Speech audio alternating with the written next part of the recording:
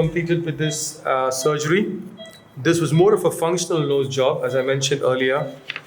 We've done very minimal improvement to the shape of his nose.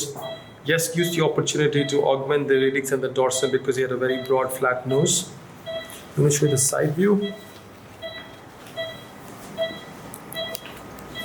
So that's him before and after. I'm going to show you the basal view. As you see, there's not a lot of improvement, not a lot of change. Patient is not desirous of a lot of changes. Just minimal improvement, but the major work was in the septum. So we've done a septoplasty for his DNS, which is septal extension graft. Minimal septal reconstruction as well. So his breathing problem will be solved now. At the same time, we've improved the shape of his nose a wee bit.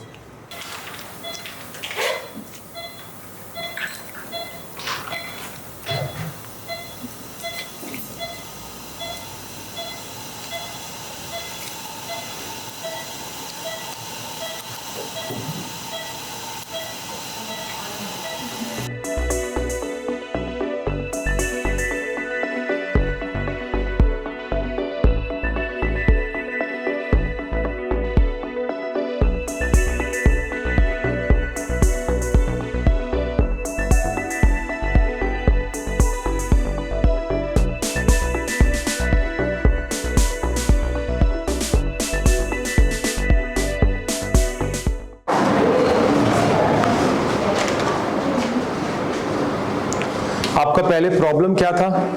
Sir मेरा left side blockage रहता था और यहाँ काफ़ी sinus की problem था। Okay. तो कहीं भी मैं ठंडी जगह में जाता था, मेरा जल्दी से तबीयत खराब हो जाता था। ओके। और इससे पहले आपने कुछ ट्रीटमेंट करवाई? हाँ सर, 2 बार मैंने सर्जरी कराया था। इससे पहले वहाँ कुछ भी मुझे रिजल्ट नहीं मिला। हाँ। और अभी आप तीसरी बार सर्जरी करवा रहे हैं हमारे साथ पहली बार, लेकिन तीसरी बार।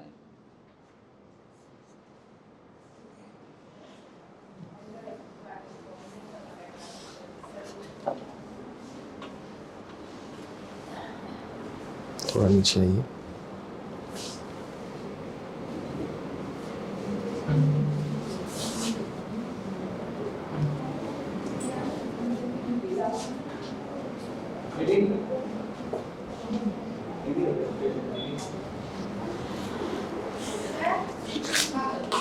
ये पकड़ लीजिए, नीचे देखिए।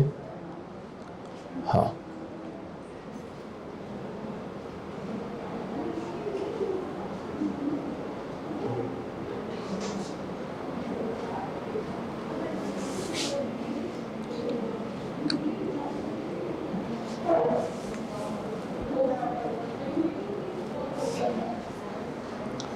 तो आपकी सर्जरी में सुनो, ज्यादा काम नाक के अंदर हुआ है, नाक के बाहर कम काम हुआ है, क्योंकि आपका कंप्लेन मेनली फंक्शनल था।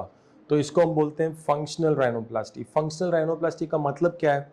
ब्रीदिंग में कोई दिक्कत हो या फिर ऑब्स्ट्रक्शन हो, काफ़ी एलर्जी हो, ये सब।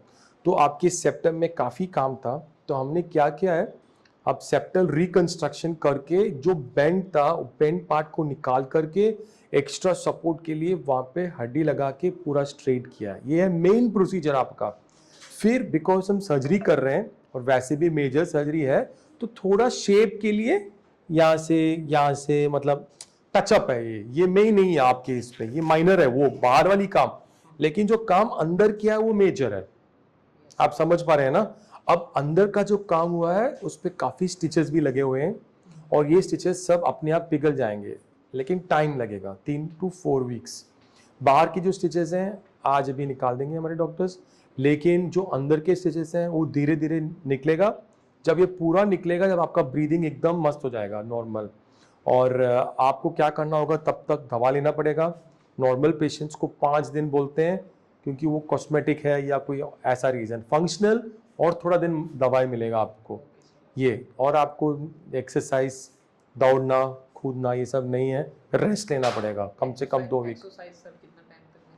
1.5 महीना, 3 महीना, डेढ़ महीना, 2 महीना भी जा सकता है। और ये जो आँख के अंदर थोड़ा लाल हुआ है वो सब निकल जाएगा। 2-3 हफ्ते में, वो सर्जरी की वजह से हुआ है।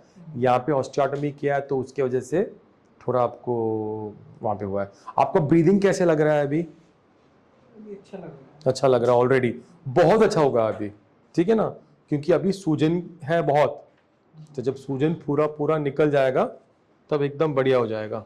ठीक है, आप कब निकल रहे हो हमारे यहाँ से? टुडे? अच्छा, then we have to do the sutures and all now and then, फिर फौरन करेंगे सब कुछ। नाक लगना नहीं चाहिए, हाँ, विदाउट एनी, ये देख लीजिए। और सेफ जर्नी।